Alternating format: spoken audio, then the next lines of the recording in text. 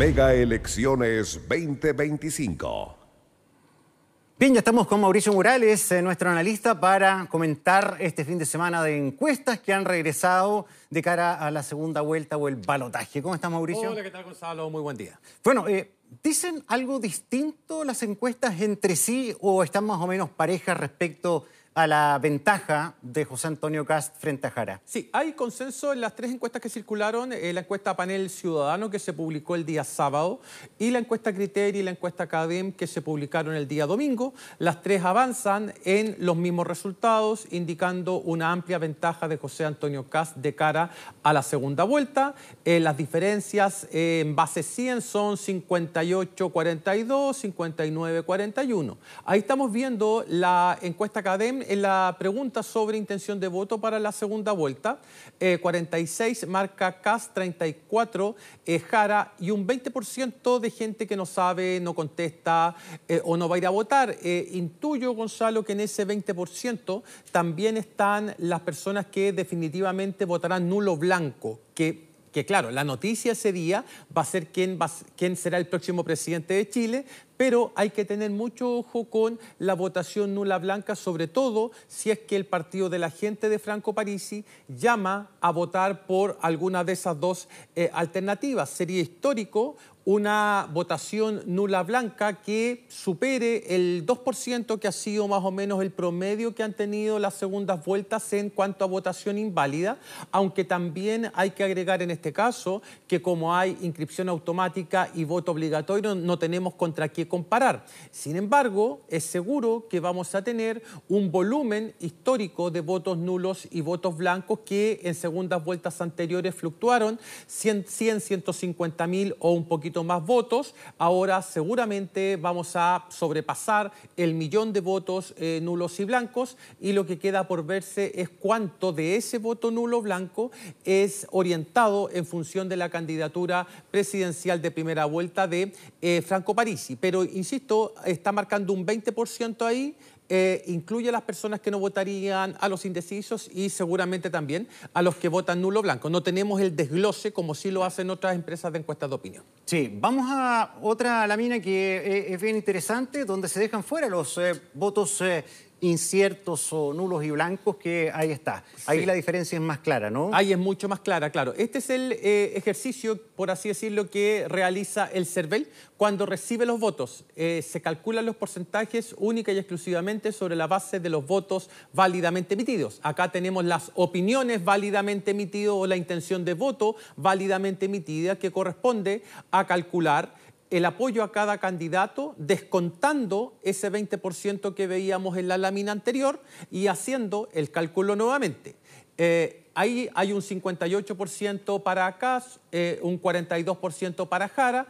Vuelvo a repetir, las otras encuestas de opinión avanzan más o menos en la misma sintonía, indicando que el candidato del Partido Republicano tiene entre 15 y 18 puntos más, dependiendo de la encuesta que estemos mirando. Y si estos resultados se mantienen, Gonzalo, podríamos tener la elección de segunda vuelta, que sería, claro, un poco menos estrecha en comparación a la que fue la elección de Bachelet y Matei, que te lo comentaba en la mañana, del año 2013, que fue 62-38, pero como también te lo comenté en ese momento, el voto era voluntario y votó 1.000.000 de personas menos en la segunda vuelta en comparación con la primera vuelta, debido a que existía una baja imagen o percepción de incertidumbre. Claro. Y como las segundas vueltas eran en enero en esa época, entonces la gente se iba de vacaciones y dejaba de votar, no había sanción, entonces no tenía, como era una elección sin incertidumbre, es como un partido que tiene un resultado casi definido, la gente generalmente no va a votar. Menos de la mitad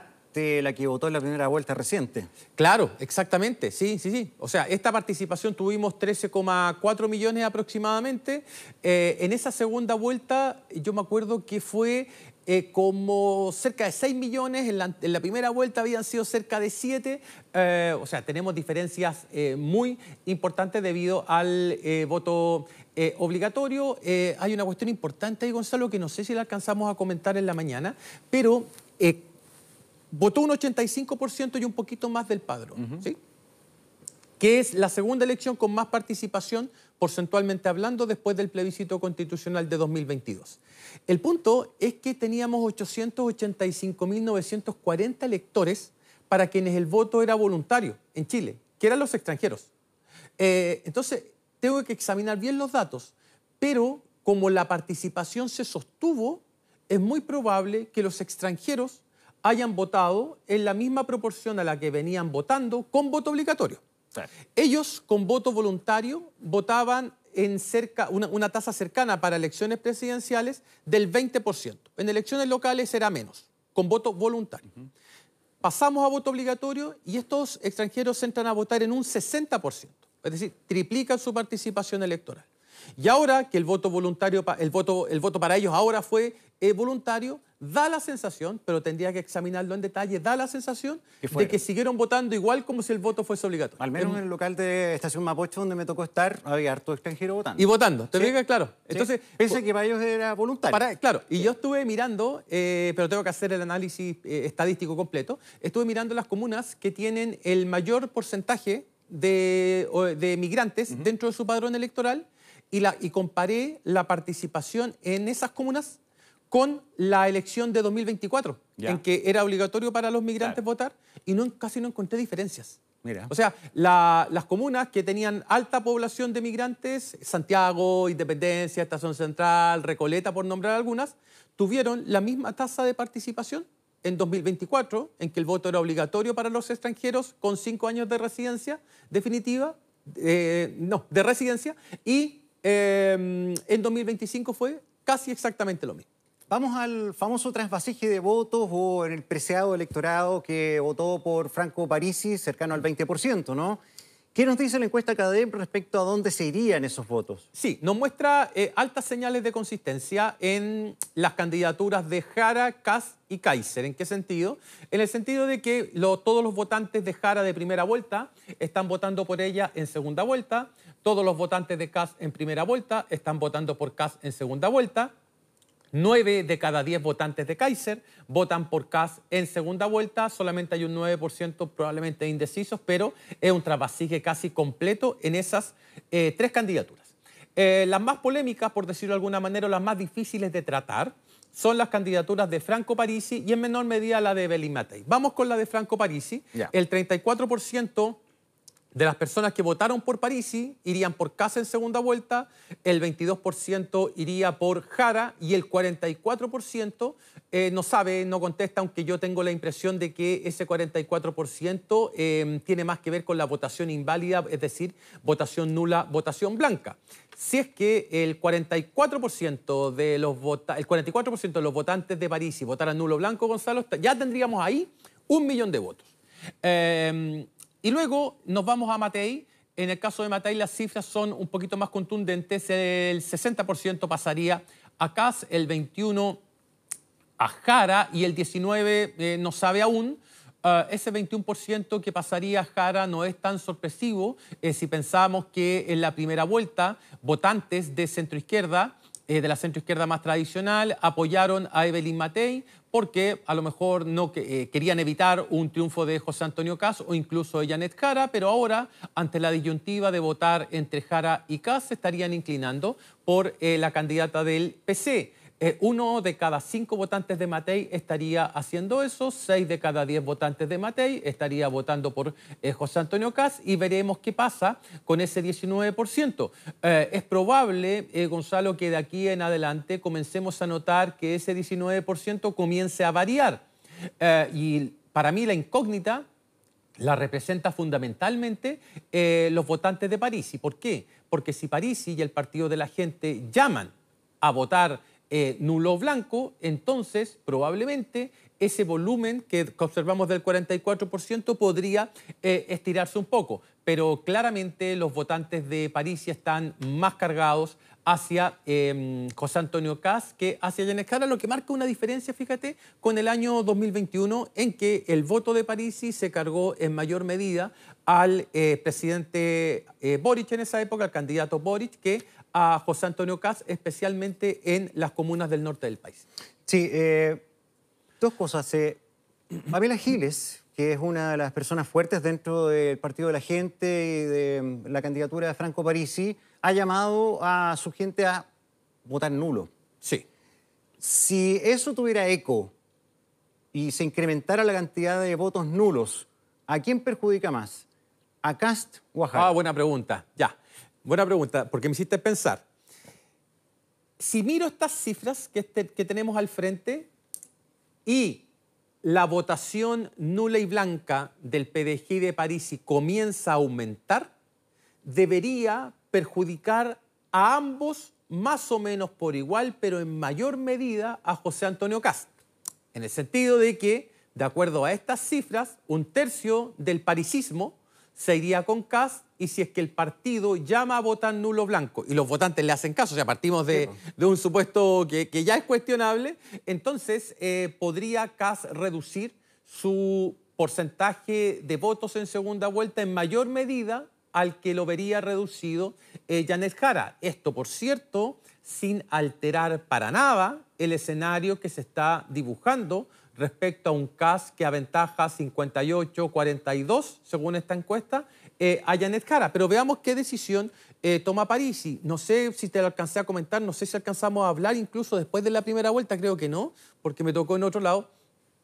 Pero es primera vez en la historia, Gonzalo, o sea, no en la historia de los 90 en adelante, en la historia que un partido como el PDG, que nació, que murió en la legislatura 2022-2026, murió porque se le fueron todos los diputados, todos, el 100%.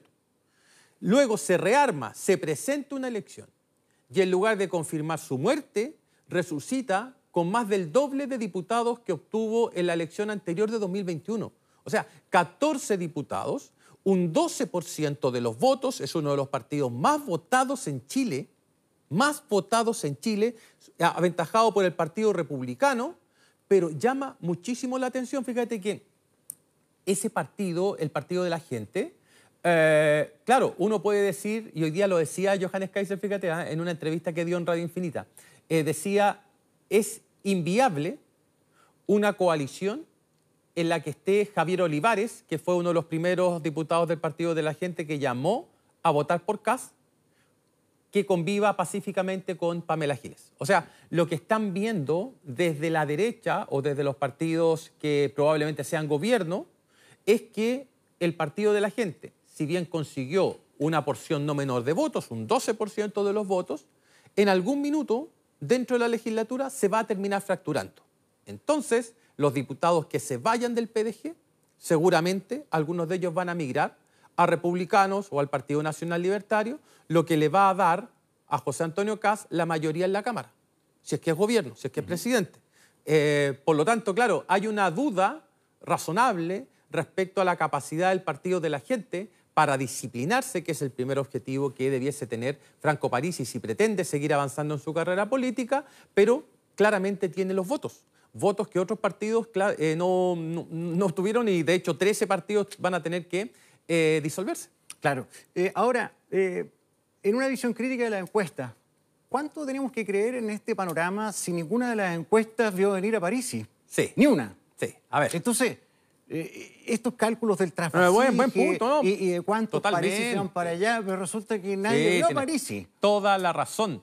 Tienes toda la razón, claro. En elección presidencial yo no recuerdo un hierro tan grande de las encuestas de opinión. A lo mejor tú me corregirás, Gonzalo, pero yo no recuerdo una elección en la que se haya fallado tanto. Probablemente, fíjate, sea la del presidente Piñera el año 2017, que algunas encuestas le daban cerca del 45% y la discusión era si Piñera podía ganar en primera vuelta, y sacó el 36,6%. ¿Sí? Ahí hubo una suerte de sobrerepresentación, más bien dicho, de la votación por Piñera, pero es la única que yo recuerdo. En este caso, las encuestas claramente, estuvieron al debe. Yo trato de no ser tan brutalmente crítico con algunas encuestas, Gonzalo, porque igual se las juegan ellos, no en las tres encuestadoras más principales, que son las que generalmente nosotros analizamos acá, ellos se juegan la vida en esto. Entonces, hay que ser bien valiente para entregar un pronóstico y los resultados y después darse cuenta que no fueron en la línea correcta. Hay otras encuestas de menor envergadura que decían cualquier cosa, pero de esa uno puede tener una crítica metodológica mucho más radical. Pero en estas tres, claro, debe ser doloroso el hecho de no haber leído correctamente a París, y quizás la Pulso Ciudadano fue la única que lo hizo y lo colocó efectivamente en un tercer lugar. Ahora, para bien de las encuestas, todas acertaron en que la segunda vuelta por lo menos iba a ser casi cara, pero yo reconozco el punto respecto a que el trasvasije probablemente ya no tenga la misma credibilidad en comparación con procesos electorales anteriores. Estoy de acuerdo con eso. Bueno, y si aumentan los nulos y los blancos, sí, la cosa se puede poner mucho más estrecha. Más estrecha, exactamente. En esa competencia de segunda vuelta. Sí. Oye, pero la expectativa no cambia. Se vuelca fundamentalmente a José Antonio Kast en la segunda vuelta. Sí, a ver, acá tenemos varias cosas que señalar. La primera, estamos comparando la encuesta CADEM del 14 de noviembre, es decir, la que se hizo en periodo de veda electoral 2 días antes, la que se publicó, me habían dicho, 2 días antes de la elección presidencial de primera vuelta, y la comparamos con la del 21 de noviembre, que fue la que estamos analizando hoy día, la que salió publicada ayer.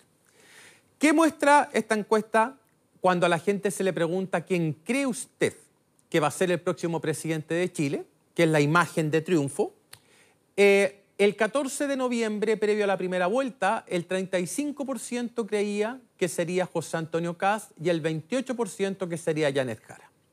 El 21 de noviembre, una vez producida la primera vuelta, Kast sube 27 puntos al 62%, es decir, 6 de cada 10 chilenos cree que José Antonio Kast va a ser el próximo presidente de Chile.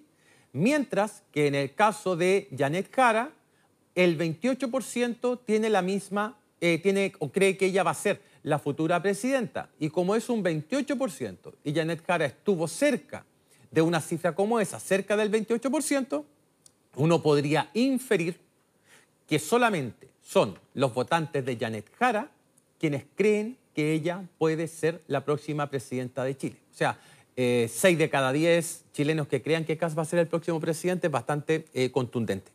Bien, Mauricio Morales, como siempre, muchísimas gracias por tu análisis. Listo, pues. Nos vemos, que estén muy bien. Buen día.